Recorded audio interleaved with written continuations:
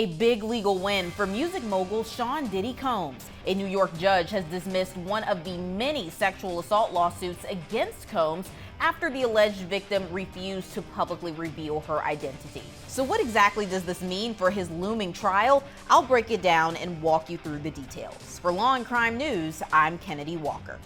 Things may be looking up for Sean Combs, known as Diddy, but his legal troubles are far from over. The 55-year-old was arrested last September in Manhattan and charged with racketeering, sex trafficking, and transportation for the purpose of prostitution. Prosecutors allege in an unsealed indictment that Combs led a criminal enterprise that engaged in unlawful acts of violence, including sexual violence, prostitution, narcotics distribution, bribery, kidnapping, and obstruction of justice. His arrest opened the floodgates. Dozens of women and men came forward with allegations, filing civil lawsuits against him.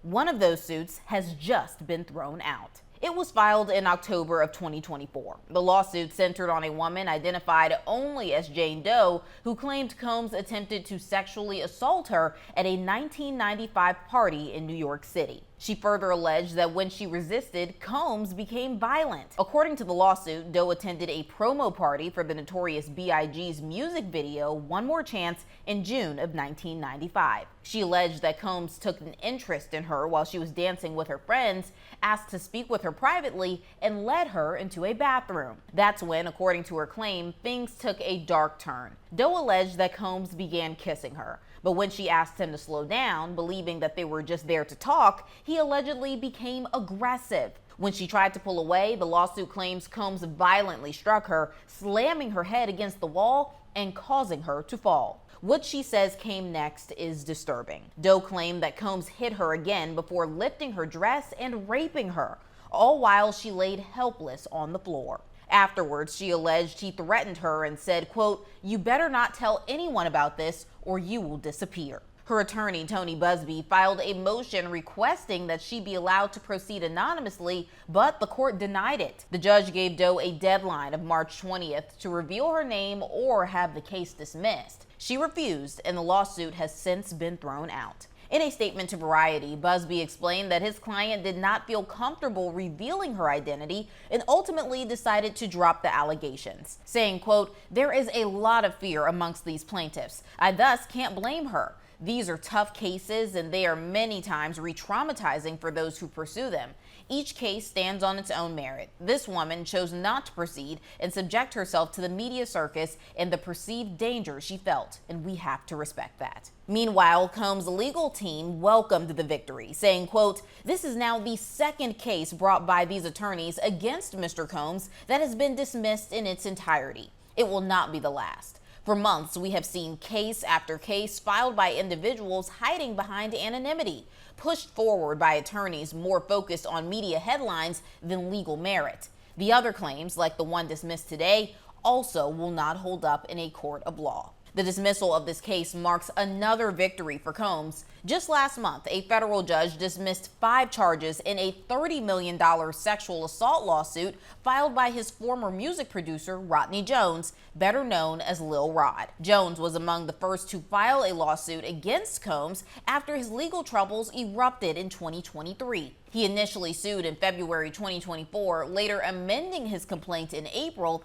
accusing Combs of leading a criminal enterprise that included his son Justin, his chief of staff Christina Coram, and others. Jones alleged that during his time working on Combs' Love album between September 2022 and November 2023, he was sexually harassed, drugged, and threatened by Combs himself. He also accused Combs of walking around him naked, unwanted touching of his private areas, attempting to groom and entice him into homosexual acts, sexual assault by others in Combs' orbit, including actor Cuba Gooding Jr., and more. The judge dismissed several claims, including negligent and intentional infliction of emotional distress, breach of contract, and a Trafficking Victims Protection Act claim against Combs Global.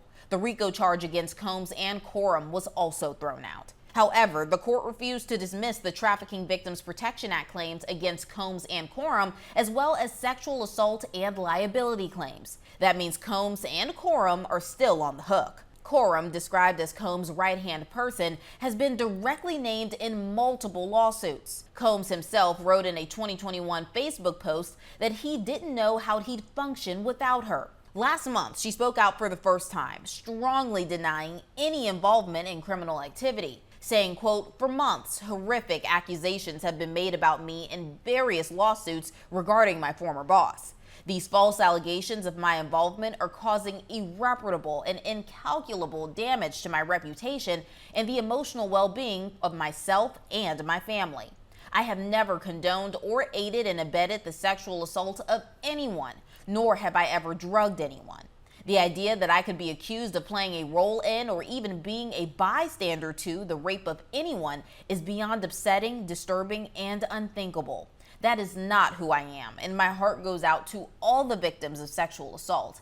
I am confident that the allegations against me will be proven to be untrue." But for Combs, the fight is far from over. He remains in custody at Brooklyn's Metropolitan Detention Center, where he awaits the next chapter in what is shaping to be one of the most explosive legal battles in music history. He has pleaded not guilty. And joining me to talk more about this is legal expert Nima Rahmani. Thank you so much for coming on. Let's just dive right in. The judge denied the plaintiff's request to remain anonymous. How common is that, and what factors influence such a decision? Kennedi, thanks for having me. And it's not common. So state law in states like New York and California, where I am, do allow victims of sex abuse to proceed anonymously. But there is no parallel federal law. It's really up to the discretion of the judge. And it comes down to Federal Rule of Civil Procedure 10. And they have to balance a number of factors, including the potential harm to the victim, the sensitive nature of the allegations, any prejudice to the defendant. And I think that's the big issue here. Whether the victim has outed himself or herself. And after balancing those factors, the judge in this case came down on the side of the defense. And I think one of the reasons the judge did so is the length of time that has passed. It's very hard to defend allegations that are 30 years old, not really knowing who the complaining witness is or the victim. And let's just talk more about this. What are the legal arguments for and against allowing alleged victims to remain anonymous in civil cases?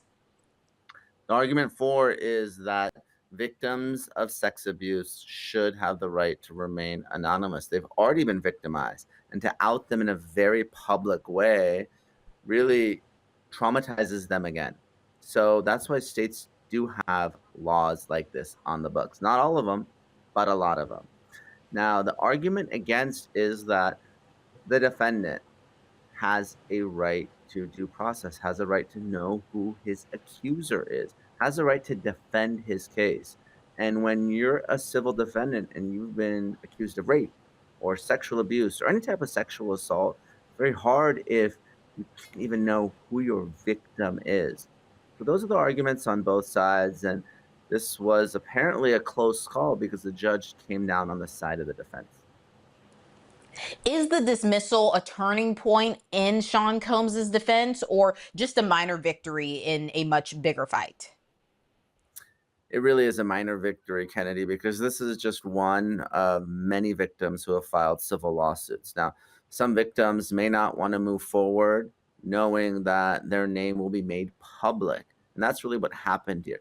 Part of this is really a defense strategy saying, hey, if you're going to sue my client, Sean Combs, we're going to out you. This may have a chilling effect and prevent others from coming forward. They may say to themselves, I don't want my sex abuse to be public, to be talked about on Law&Crime or other media outlets. So that may give some victims pause, and they may hesitate to move forward if they may have to be named by name. Hypothetically, can the plaintiff refile her lawsuit if she later decides to reveal her identity, or is this case just permanently closed? Hypothetically, yes, but practically speaking, no. The statute of limitations has run on a lot of these claims. There was a window that was open in New York State, then New York City. That window has now closed. So even if the dismissal was without prejudice, unless the new complaint can relate back to the old complaint, there may be a statute of limitations here. And practically speaking, when the victim made the decision not to move forward, that's probably a permanent decision. I can't see that changing. What would you say are the biggest challenges prosecutors face when trying to prove a case with multiple accusers and decade-old allegations? It's hard because whenever you have allegations that are old, it gives rise to the defense that they were fabricated. What you want, if you're a prosecutor, is a contemporaneous report, ideally to law enforcement or to a doctor that someone was sexually assaulted. But even if it's to a friend or a family member, something at or near the time of the assault. So the victim, when they testify, they can say, listen, I didn't want to tell my story publicly, but I at least told my friends and family members what happened. Because what will happen otherwise is the defense will say, well, this is just about money, right? This isn't about justice. These are people that are piling on, trying to shake down or extort one of the wealthiest entertainers in the world. Could the dismissal of this case influence a jury's perception if Combs goes to trial for other charges? The jury won't know because this is an unrelated case. Each case is going to be handled on its own. Now, obviously, the criminal case will have multiple victims because the prosecution has charged at least 3 victims, and I expect that they'll have even more victims at trial as potential prior bad acts cases. But when it comes to the civil lawsuits, they're all individual, unique cases. The jury will have to decide whether the sexual assault happened, and if it did, what the damages are. So you're not going to see civil lawsuits where multiple victims are combined or joined together in one case. So Combs's attorneys have accused the plaintiffs of being more interested in headlines than legal merit. Do you see any indication of that in the way these lawsuits have been filed? There are different types of victims. So some of them have been very public in their allegations, and some, like this Jane Doe, were not. So I think it's not fair or even accurate to lump all the victims together. Some have had no issue with going to the press and giving interviews, and others have wanted to remain anonymous. So it really depends on the particular victim in the case. And we sort of touched on this a little bit in the beginning, but the lawsuit alleges events from nearly 30 years ago. How do courts typically handle cases with such a long gap between the alleged incident and the filing? It's challenging when you have events that are this old. Any type of cold case, whether it's a criminal case or a civil lawsuit. Obviously, we're not going to have, DNA that you would have in a rape kit. We're not going to have some of the eyewitness testimony. Some of the individuals that were recipient witnesses either forgot or some of them even passed away. So to the extent that time passes, years, decades, that makes the cases more challenging for either the plaintiff's lawyers or the prosecutor. Because it gives rise to the defense that, look, this is all fabricated. No one said anything for 10, 20, 30 years. So as soon as the first allegation was made by Cassie Ventura, all these other victims came forward, it can be difficult for the plaintiffs to prove their case without the evidence. How does a case like this one compare to other high profile figures who have faced similar allegations like Harvey Weinstein or even R. Kelly? Whenever you have multiple victims, that tends to corroborate the story. So sometimes jurors in a criminal case have a difficult time believing the testimony of one victim in a he said, she said type case. But when you have victim after victim telling the same story of physical and sexual violence, that can be hard for the defense to overcome.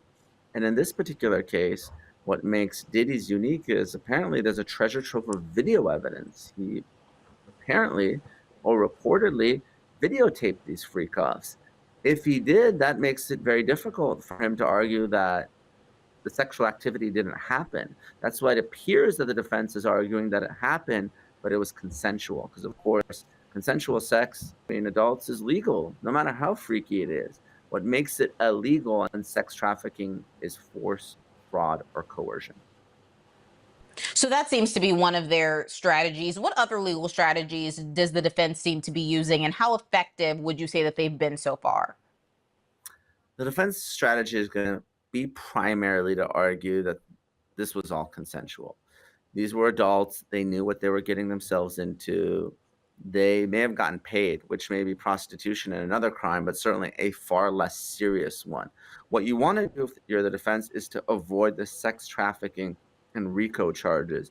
If you get hit with just prostitution, that's going to be a win for the defense. So what's going to be key here is that they're going to try to discredit the victim, say that they've all filed civil lawsuits, they're all after money, and that's why they're lying to get this criminal conviction. I'm not saying I believe it, but that's going to be the defense strategy here. Can you just walk us through, for those that may not understand, just what sex trafficking is, what RICO is? Can you walk us through it and explain like what this means in regard to this case? There's a few different types of sex crimes. The first is prostitution. So obviously, sex is legal, but if you pay something of value, oftentimes money, in exchange for sex, that's a commercial sex act, and that's unlawful in most jurisdictions, including federal law. What makes something sex trafficking is sex through force or fraud or coercion. So I can talk about that. So obviously, if you're a minor, you cannot consent to sex. So if you're under 18 in the federal system and you have sex with an adult, that is per se sexual assault because it's non-consensual. Force, obviously, we know what force is, forcible rape, for instance. In Diddy's case, the allegations are Diddy and his entourage, his security, forced these victims, men and women, to engage in these sex acts. And they were afraid, and that's why they did it.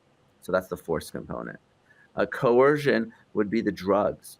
We're talking about extensive drug use, and if someone is under the influence, they can't really consent. They can't give knowing consent. So that's the argument there. Fraud doesn't necessarily seem to apply in this case, but you do see sex trafficking cases. For instance, the former Abercrombie and Finch CEO, there were some allegations that individuals thought they were coming for modeling shoots, and it turns out there were sex acts that were defrauded. But that's a potential fraud argument when it comes to sex trafficking. But here, I think prosecution is going to be focused on the force and coercion components.